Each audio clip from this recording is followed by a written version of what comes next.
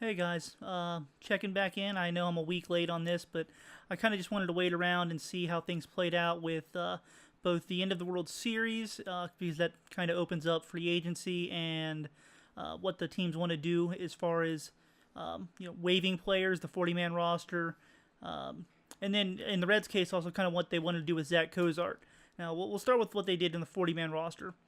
They tried to place four guys on waivers to take them off the 40-man roster and outright them to AAA.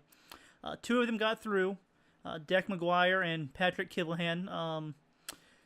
Two of them did not. Zach Vinci was claimed by the Mariners, and Chad Wallach headed back to his original organization in the Miami Marlins. So they lost those two guys. The other two went to AAA. Not entirely surprising that they picked those four guys to try and put on waivers. I was a little bit surprised that both Zach Vinci and Chad Wallach were claimed on waivers. I figured that they would have made it through, but I was wrong, and apparently so were the Reds. I think they probably expected both of them to clear as well, but sometimes that's just how it works out. Now, the Zach Vinci thing is rather interesting, and we'll get into that a little bit later with the Zach Cozart discussion. Earlier today, I'm recording this on Monday night. It's almost midnight. It's almost Tuesday. So when you're watching this, the news is probably 12 hours old at this point. But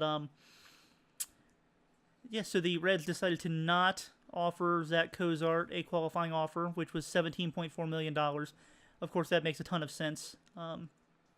Not that Zach Cozart may not necessarily be worth that. I think production-wise, he is in terms of free agent dollars, but the Reds are not exactly the team that should be paying, full market value. Not that I don't know. It's tough to say whether Zach Cozart is worth that in full market dollars for one season because players just don't sign 1-year deals unless they're kind of fringe major league average players, or not even average, just fringe major league players to begin with.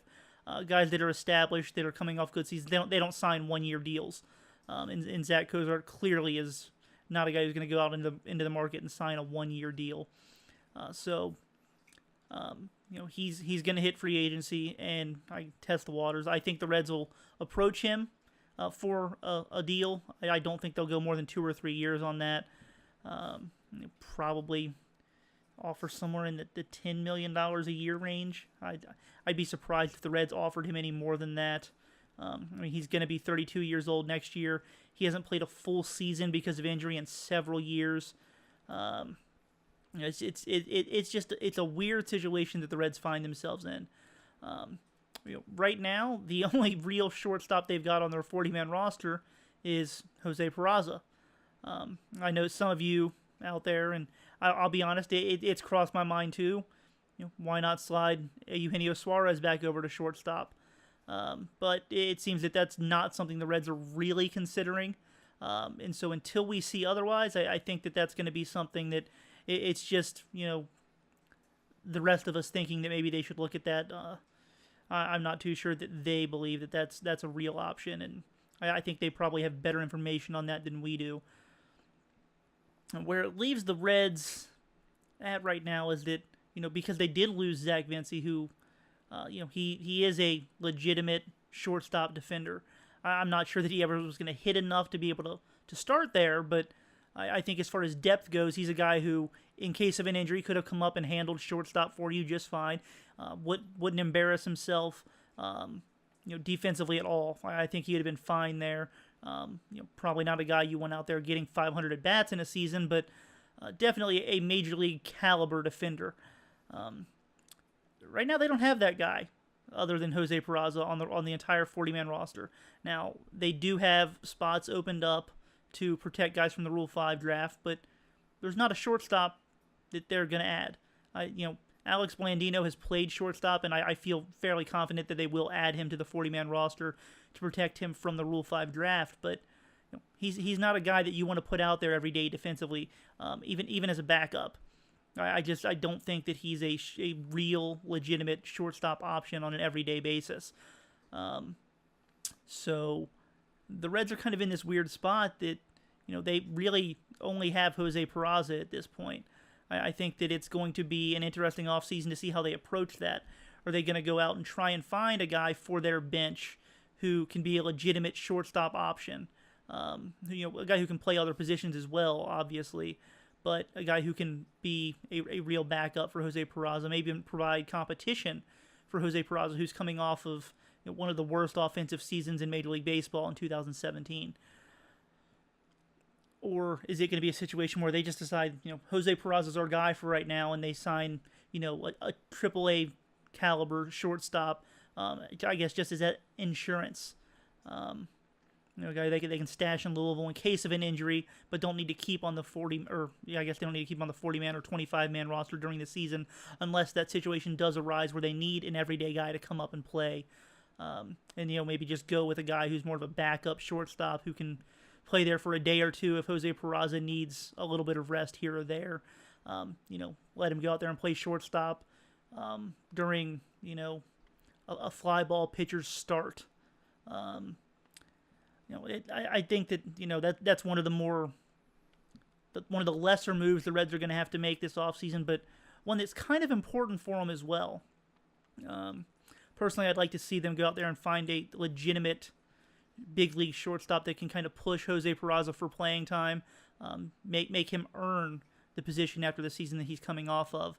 But shortstops aren't exactly easy to find, these days on the free agent market that you feel comfortable with, and the ones that do get there, they're not going to be cheap.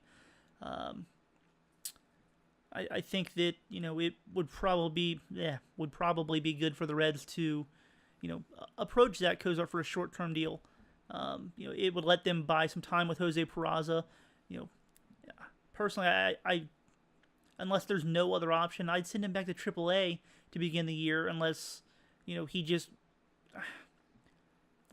coming off the season he's coming off of, I just don't think that he's a guy you can be comfortable with, handing a job. I mean, he was one of the 5 worst hitters in baseball last year, and that's